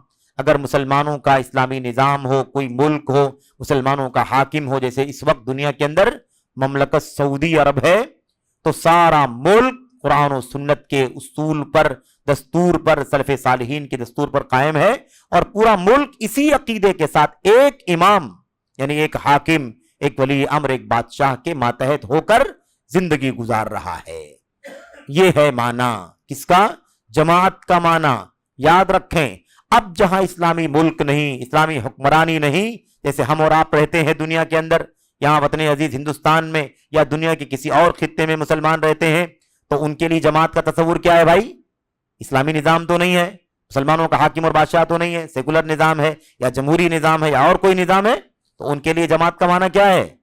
उनके लिए जमात का माना यह है कि अपने मुल्क में जहां भी रहते बसते हैं वहां वो अल्लाह की किताब, अल्लाह के नबी की सुन्नत और साहबे किराम, ताबईन, तबे ताबईन के नक्शे कदम पर चलने वालों के साथ मिलकर के जिंदगी गुजारें। उसी रास्ते पर चलकर अकीदा, ईमान, अमल, अखलाक, किरदार, सियासत सब कुछ उसी के साथ करें। ये जमात है। ये ना देखें कि बड़ी तादाद किस तरफ जा रही है, ज्यादा बड़ी तादाद किस फिरके की है, इस तरफ ना जाएं। ये देखें कि हमारे मुल्क के अंदर कुरान, सुन्नत, साहबे किराम, ताबईन के रास्ते पर चलने वाले कौन लोग हैं। जो इस रास्ते पर चलने वाले हैं वही जमात है। उसे चाहिए कि सबको छोड़ करके उन्हीं के साथ जुड़ जाए, चाहे इस्लामी निजाम हो या ना हो, दुनिया में जहां रहते बसते हो। ये जमात का तस्वुर है। ये बात अच्छी तरह से मालूम होनी चाहिए। दूसरा, अहलुस सुन्नत वल जमात के बाद दूसरा नाम क्या है? दूसरा नाम है अहलुल हदीस। ये किसका नाम है? वही सलफ की राह पर चलने वालों का, राह सलफ पर चलने वालों का दूसरा नाम क्या है? सिफाती। उन्हें अहलुल हदीस कहा जाता है। इसकी वजह क्या है? इसकी इस नाम की वजह तस्मिया वाज़ेह है कि ये लोग अकीदे में, मनहज यानी रास्ते में, फिक्र और नजरिए में, अमल में, रहन सहन में, हर एतबार से अपना दस्तूर किसको समझते हैं? नबी करीम सल्लल्लाहु अलैहि वसल्लम की हदीसों को। अल्लाह के नबी की हदीस को अपना दस्तूर समझते हैं। ईमान का मसला हो, हदीस लाओ। अकीदे का मसला है, हदीस लाओ, है कि नहीं? नमाज का मसला है, हदीस लाओ। रहन सहन, अखलाक, किरदार, हदीस लाओ। हदीस रसूल को अपना हर मसले में दस्तूर और अपना ज़ाब्ता समझते हैं। इसीलिए और कौली और अमली तौर पर उसे जिंदगी में बरतते हैं। दावेदारियां काफी नहीं है। जाहिर सी बात है कि किसी भी चीज की दलील जरूरी होती है, दावों से कोई चीज साबित नहीं होती। तो कोई दावा भी करे कि वह अहले हदीस है तो भी उसका दावा झूठा होगा, जरूरी है। तो अहलुल हदीस का नाम अहलुल हदीस इसलिए पड़ा है क्योंकि अपनी जिंदगी के तमाम तर मसाइल में अल्लाह के नबी सल्लल्लाहु अलैहि वसल्लम की हदीस को, और हदीस जब कहा जाए तो याद रखें इसका मतलब कोई ये ना समझे कि हम सिर्फ हदीस कहते हैं तो हदीस की बात करते हैं, नौजुबिल्लाह कुरान को नहीं मानते। कुरान करीम के ही बयान का नाम हदीस है। कुरान करीम ही की तफसीर, तशरीह का नाम हदीस है। अल्लाह ने कुरान करीम में कुरान को भी हदीस कहा है और अल्लाह के नबी ने अपनी हदीसों को भी हदीस कहा है। अल्लाहु नज़्ज़ल अहसनल हदीस, अल्लाहु नज़्ज़ल अहसनल हदीस, अल्लाह ने सबसे बेहतरीन हदीस उतारी। कुरान करीम को अल्लाह ने फरमाया। वैसे अल्लाह ने क्या फरमाया? फबी अय्यि हदीसिन बादहु युमिनून। अगर कुरान करीम पर, हदीस पर ईमान नहीं लाते, कुरान करीम को क्या कहा? حدیث کا اگر وہ اس پر ایمان نہیں لاتے ہیں تو پھر اور کس بات پر ایمان لائیں گے؟ قرآن کریم کو بھی حدیث، اور اللہ کے نبی علیہ السلام نے اپنی حدیثوں میں کتنی جگہوں پر سمع منا حدیثا نضر اللہ امرأ سمع منا حدیثا، اپنی حدیث کا تذکرہ فرمایا. اور اس کے علاوہ یاتیہ الحدیث من حدیثی، میری حدیثوں میں سے کوئی حدیث آئے تو اللہ کے نبی علیہ السلام نے بھی اپنی حدیثوں کو حدیث کہا ہے. تو قرآن اور سنت کے ماننے والوں کو اہل الحدیث کہتے ہیں. عملی قولی ہر اعتبار سے ہم اسے اپنی زندگی میں نافذ کرتے ہیں. اس نام یا لقب کی بنیاد، اس نام اہل الحدیث کے نام کی یا اس لقب کی بنیاد کون سی حدیث ہے؟ مشہور حدیث جس کا تذکرہ آپ کے سامنے آ چکا ہے، لا تزال طائفۃ من امتی ظاہرین علی الحق لا یضرهم من خذلهم ولا من خالفهم حتى یأتی امر اللہ وهم ظاہرون. یہ حدیث ہے. اہل الحدیث کے نام کی دلیل کیا ہے؟ یہ حدیث ہے. اس حدیث کے اندر کہاں حدیث کا لفظ آیا ہوا ہے؟ اس حدیث کے اندر حدیث کا لفظ نہیں آیا ہوا ہے، لیکن اس حدیث کی تشریح تفسیر کیا ہے؟ اس حدیث کی تشریح تفسیر کیا ہے؟ دیکھیے، امام احمد ابن حنبل رحمت اللہ علیہ، امام احمد بن حنبل سب جانتے ہیں، اور امام بخاری، امام مسلم اور اس طرح کے چوٹی کے ائمہ کے استاد ہیں. ایسے امام علی ابن المدینی جو امام بخاری کے چوٹی کے استاد ہیں، یہ بڑے بڑے ائمہ اس حدیث کی تشریح میں تفسیر میں کیا کہتے ہیں؟ ان لم تکن هذه الطائفة اصحاب الحدیث فلا ادری من هم. اگر جو اللہ کے نبی نے فرمایا میری امت کا ایک گروہ ہمیشہ حق پر قائم رہے گا، کہتے ہیں اگر اس گروہ سے، اس جماعت سے مراد، اس طبقے سے مراد اگر اہل الحدیث نہیں ہیں تو پھر میں نہیں جانتا کہ پھر کون اور مراد ہے. اگر حق پر قائم رہنے والے اس طائفہ، اس جماعت سے مراد اگر اہل الحدیث نہیں ہیں، فلا ادری من ہم، تو میں نہیں جانتا کہ پھر کون ہیں. دیکھا آپ نے؟ تو محدثین نے، امام احمد بن حنبل، علی بن مدینی جیسے اماموں نے، اور دیگر لوگوں کے بھی نام ہیں، ان کا کہنا ہے کہ جو طبقہ ہمیشہ حق پر قائم رہے گا وہ کون سا طبقہ ہوگا؟ اہل الحدیث کا. اب یہاں ایک شبہ میں اور آپ کو بتلا دوں، بہت سارے لوگ یہ تانا دیتے ہیں کہ اہل الحدیث جو محدثین نے کہا ہے اس سے مراد آپ لوگ تھوڑی نہ ہیں. اس زمانے کے ہندوستان، پاکستان، بنگلہ دیش میں جو اہل الحدیث کے نام سے جماعت جانی جاتی ہے یہ تھوڑی نہ مراد ہے. اس سے مراد تو محدثین ہیں، امام بخاری ہیں، امام مسلم ہیں، امام داؤد ہیں، امام ترمذی ہیں، یہ لوگ مراد ہیں. آپ لوگ نہیں مراد ہیں. اس سے یہ غلط فہمی ہے، نادانی ہے، تنگ دلی ہے، تنگ نظری ہے. کیوں؟ اس لیے کہ یہ معنی آپ نے کہاں سے نکال لیا؟ یہ معنی آپ نے کہاں سے نکالا کہ اس سے مراد صرف حدیثوں کی روایت کرنے والے محدثین ہیں؟ اہل الحدیث سے مراد وہی نہیں ہے جو صرف حدیثوں کی روایت کرتے ہوں. اہل الحدیث سے مراد وہ ہیں جو روایت کرتے ہوں، جو یاد کرتے ہوں، جو عمل کرتے ہوں، جو دعوت دیتے ہوں، جو اس کی ہر طرح کی خدمت کرتے ہوں، جو تصنیف کرتے ہوں، تالیف کرتے ہوں. یہ تمام کے تمام لوگ جو اپنے عقیدے میں، عمل میں، کردار میں ان حدیثوں کو برتتے ہوں، یہ سب کے سب کون ہیں؟ سب کے سب اہل الحدیث ہیں. صرف روایت کرنے والوں کو اہل الحدیث نہیں کہا جاتا. اور یہ دعویٰ ہم نہیں کرتے، یہ وضاحت شیخ الاسلام محمد بن عبد الوہاب، شیخ الاسلام علامہ ابن تیمیہ رحمت اللہ علیہ نے اپنی کتاب کے اندر فرمایا ہے. وہ اس بات کو سمجھاتے ہیں. دیکھیے میں پڑھ دیتا ہوں آپ کے سامنے وہ عبارت. کہتے ہیں وَنَحْنُ لَا نَعْنِي بِأَهْلِ الْحَدِيثِ الْمُقْتَصِرِينَ عَلَى سَمَاعِهِ أَوْ كِتَابَتِهِ أَوْ رِوَايَتِهِ بَلْ نَعْنِي بِهِمْ كُلَّ مَنْ كَانَ أَحَقَّ بِحِفْظِهِ وَمَعْرِفَتِهِ وَفَهْمِهِ ظَاهِرًا وَبَاطِنًا وَاتِّبَاعِهِ بَاطِنًا وَظَاهِرًا. اہل الحدیث سے کون مراد ہے؟ صرف محدثین نہیں ہے. آج کل بہت سارے لوگ تانا دیتے ہیں، ہمارے بھائی کہتے ہیں دیکھو یہ لوگ اپنے آپ کو اہل الحدیث میں شامل کرتے ہیں، جبکہ اہل الحدیث سے مراد تو محدثین ہیں جو حدیثیں روایت کرنے والے امام بخاری وغیرہ تھے. ایسی بات ہمارے بہت سارے بھائی کہتے ہیں. یہ دیکھیے شیخ الاسلام ابن تیمیہ رحمۃ اللہ علیہ کیا فرماتے ہیں. ہم نے آپ کے سامنے عربی پڑھی ہے، اس میں ترجمہ میں آپ کے سامنے پیش کرتا ہوں. کہتے ہیں اہل حدیث سے ہمارا مقصود وہ نہیں ہے، اہل حدیث سے مراد صرف وہ مقصود، اہل حدیث سے ہمارا مقصود وہ نہیں ہے جو محض حدیث کو سننے یا لکھنے یا روایت کرنے پر اکتفا کرتے ہیں. اہل حدیث سے مراد صرف وہ نہیں ہے جو صرف لکھنے، سننے، روایت کرنے پر اکتفا کرتے ہیں، بلکہ کون مراد ہے؟ کہتے ہیں بلکہ ہمارا مقصود ہر وہ شخص ہے جو سب سے زیادہ اسے یاد کرے، سب سے زیادہ اسے یاد کرے، اس کا علم حاصل کرے، حدیث کا علم حاصل کرنے والے، ایسے ہی ظاہری و باطنی طور پر اسے سمجھنے کا کام سمجھے اور ظاہری اور باطنی طور پر اس کی اتباع کرے، اس پر چلے۔ بات واضح ہو گئی کہ نہیں ہو گئی کہ اہل حدیث سے مراد صرف اور صرف محدثین نہیں ہے، یہ تو صرف دعویٰ ہے۔ اہل حدیث سے مراد اس پر چلنے والے، یاد کرنے والے، اس کو سمجھنے والے، اس کے مطابق زندگی گزارنے والے، ظاہری باطنی طور پر اس کی دعوت دے، ہر طرح سے جو بھی حدیث رسول کو زندگی میں نافذ کرتے ہیں وہ سب کے سب اہل الحدیث کے اندر شامل ہیں۔ ایسے ہی دوسری جگہ کہتے ہیں وَأَئِمَّتُهُمْ، اور ان حدیث کے ائمہ کون ہیں؟ ان کے ائمہ کون ہیں؟ اہل حدیث کے ائمہ کون ہیں؟ کہتے ہیں وَأَئِمَّتُهُمْ فُقَهَاءُ فِيهَا وَأَهْلُ مَعْرِفَةٍ بِمَعَانِيهَا وَاتِّبَاعًا لَهَا تَصْدِيقًا وَعَمَلًا وَحُبًّا وَمُوَالَاةً لِمَنْ وَالَاهَا وَمُعَادَاةً لِمَنْ عَادَاهَا۔ ائمہ حدیث وہ ہیں جو اس کی گہری سمجھ رکھنے والے، اس کے معانی کا علم رکھنے والے، اور تصدیق، عمل اور محبت کے ذریعے اس کی اتباع پیروی کرنے والے ہیں، اور جو اس سے محبت رکھنے والوں سے محبت اور دشمنوں سے دشمنی رکھنے والے۔ یہ محدثین کے ہاں اہل الحدیث سے مراد صرف محدثین نہیں ہے، محدثین تو ہیں ہی، اس کے علاوہ قیامت تک جتنے بھی لوگ حدیث کو پڑھیں، سیکھیں، عمل کریں، عقیدے میں حدیث کو ڈھونڈیں، عبادات میں حدیث کو ڈھونڈیں، اخلاق میں حدیث، ہر چیز میں حدیث تلاش کریں اور اس پر عمل کریں، ایسے سب لوگ کون ہیں؟ سب کے سب اہل الحدیث ہیں۔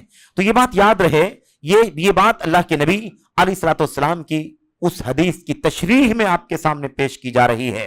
یہاں پر اور بھی ایک بات آپ کے سامنے ذکر کر دوں، شیخ الاسلام ہی کی عربی میں ہے، یہاں ہمارے سامنے جامع المسائل کے اندر صفحہ نمبر 75 میں ترجمہ کرتا ہوں میں مختصر، وقت کی قلت کے پیش نظر۔ ہمارے اہل الحدیث کہنے سے انہوں نے ان محدثین کو سمجھا ہے جو حدیث روایت کرتے ہیں یا انہیں حفظ کرتے ہیں۔ یہ شیخ الاسلام خود کیا فرماتے ہیں؟ کہتے ہیں کچھ لوگ یہ سمجھتے ہیں کہ جب ہم اہل الحدیث کہتے ہیں تو اس سے مراد وہ ہیں جو حدیثیں روایت کرتے ہیں یا انہیں یاد کرتے ہیں، جبکہ اس پر ہمارا لفظ دلالت کرتا ہے، نہ وہ ہماری مراد ہے، ہمارا لفظ بھی دلالت نہیں کرتا اور ہماری مراد بھی یہ نہیں ہے۔ اہل الحدیث سے مراد صرف اور صرف محدثین نہیں ہے۔ کہتے ہیں کیوں؟ اس لیے کہ اہل حدیث وہ ہیں جو عقیدہ، فقہ اور عمل ہر حیثیت سے اس سے نسبت رکھتے ہیں، خواہ حدیث کی روایت کریں یا نہ کریں، حدیث کی روایت نہ بھی کرے لیکن ہر مسئلے میں حدیث پر عمل کرنے کی کوشش کرے، ڈھونڈے، اس کو اہل الحدیث کہا جاتا ہے۔ تو یہ اہل حدیث دوسرا بھی نام انہی کا نام ہے، کن کا؟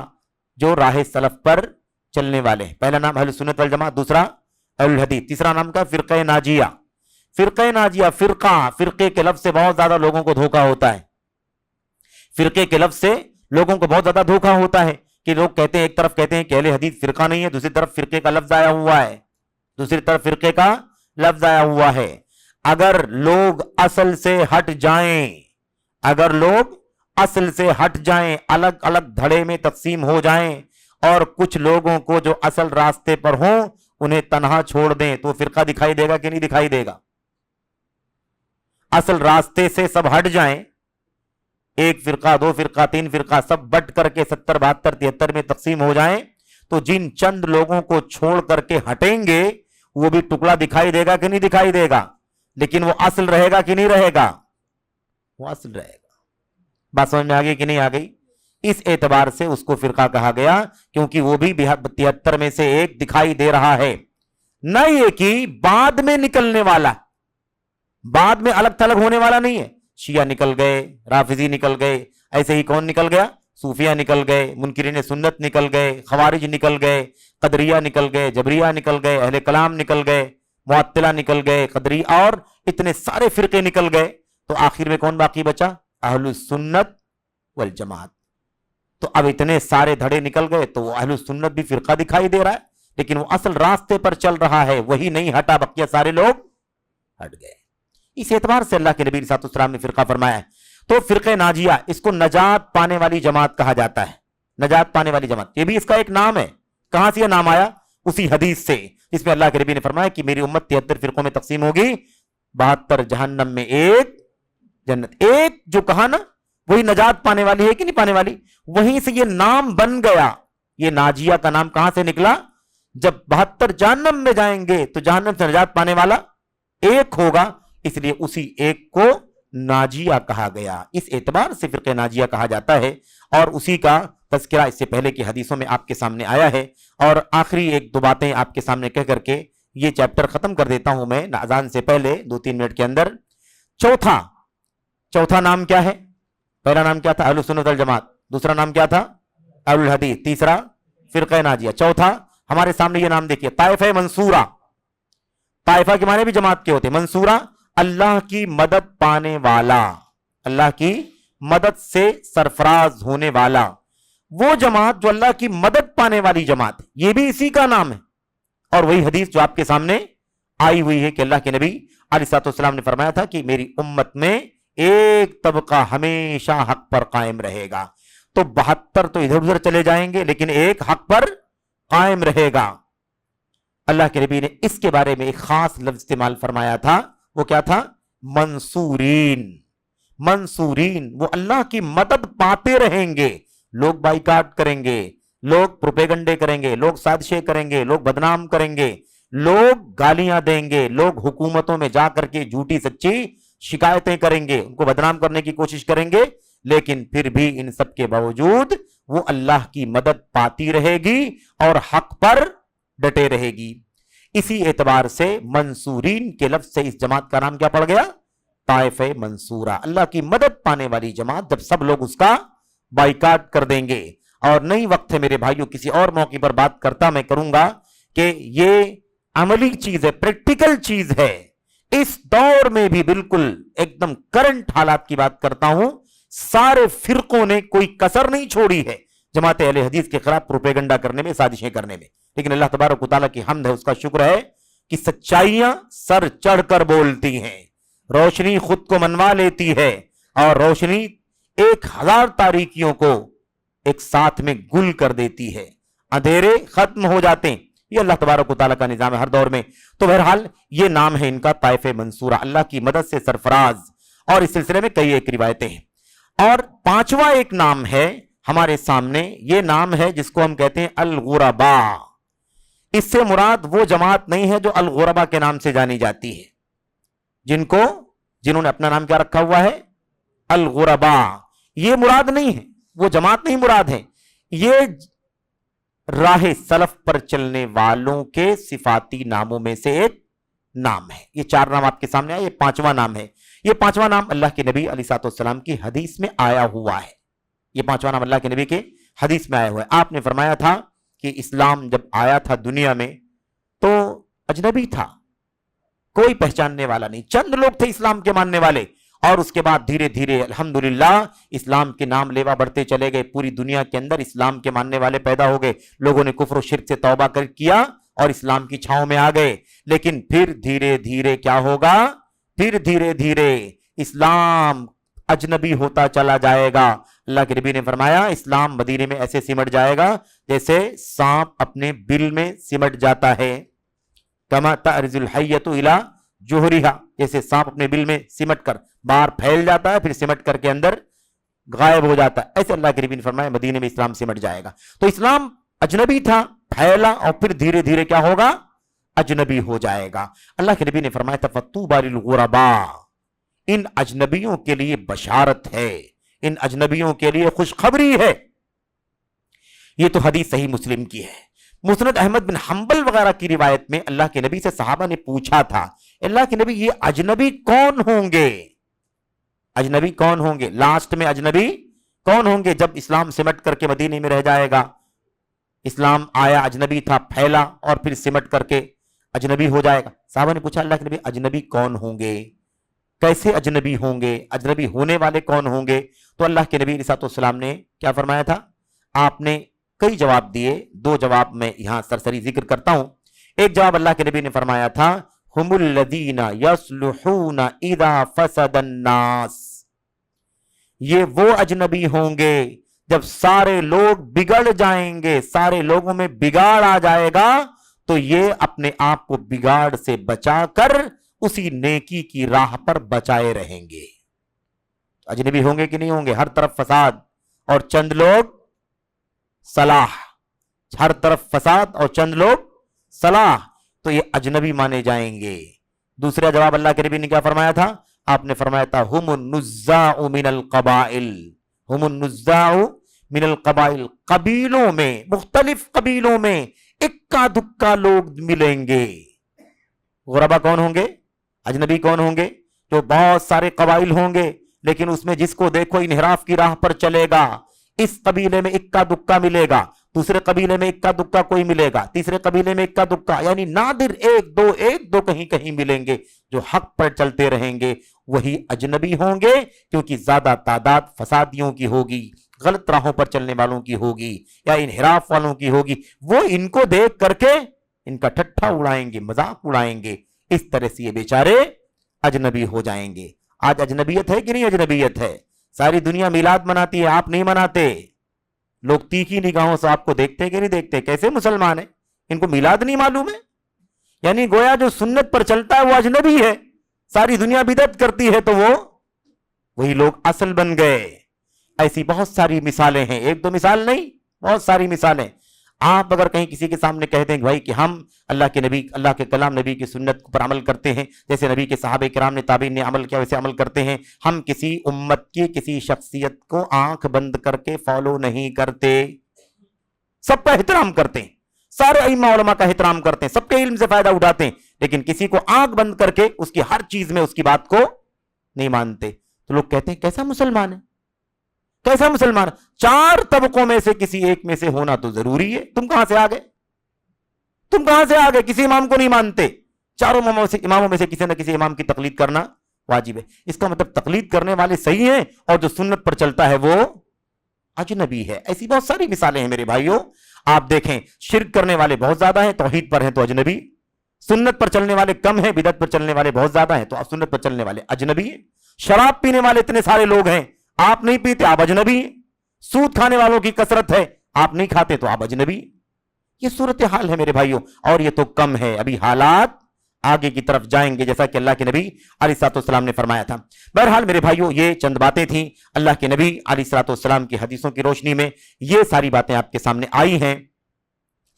اسی بات کو شیخ عبداللہ عبدالحمید اثری نے اپنی کتاب کے اندر لکھا تھا کہ السلف الصالح کا جو لفظ ہے یہ اہل سنت و جماعت کی اصطلاح کے مترادف ہے، یعنی چاہے آپ کیا کہہ لیں، السلف الصالح کہہ لیں یا اہل سنت والجماعت کہہ لیں، دونوں ملتا جلتا۔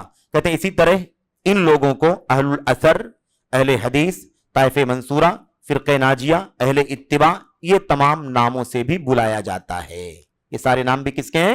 سلف کے راستے پر چلنے والوں کے نام ہیں۔ یہ تمام اسماء اور القاب علماء سلف کے یہاں عام اور مشہور ہیں۔ تو یہ بہرحال دو چھوٹے چھوٹے موضوعات تھے جو آپ کے سامنے اس مجلس میں پیش کیے گئے۔ اللہ سے دعا کرتے ہیں کہ اللہ تبارک و تعالی ہمیں ان باتوں کو سمجھنے کی توفیق عطا فرمائے۔ سلف کی راہ پر چلنے والے سچی راہ پر چلنے والے ہیں۔ نمبر 2، سلف کی راہ پر چلنے والوں کے بہت سارے صفاتی نام ہیں، یہ فرقے نہیں ہیں، یہ ان کی خوبیوں کے اور ان کی صفات کے اعتبار سے نام ہیں۔ اللہ تعالی ہمیں اور آپ کو سمجھنے کی توفیق عطا فرمائے۔ انحراف سے، نفس پرستی سے، ہوا سے، خواہشات نفسانی کی غلامی سے اللہ عز و جل ہم سب کو آپ کو بچنے کی توفیق عطا فرمائے۔ آمین رب العالمین، وصلی اللہ وسلم وبارک علی نبینا محمد وعلی آلہ وصحبہ اجمعین۔ والسلام علیکم ورحمۃ اللہ وبرکاتہ۔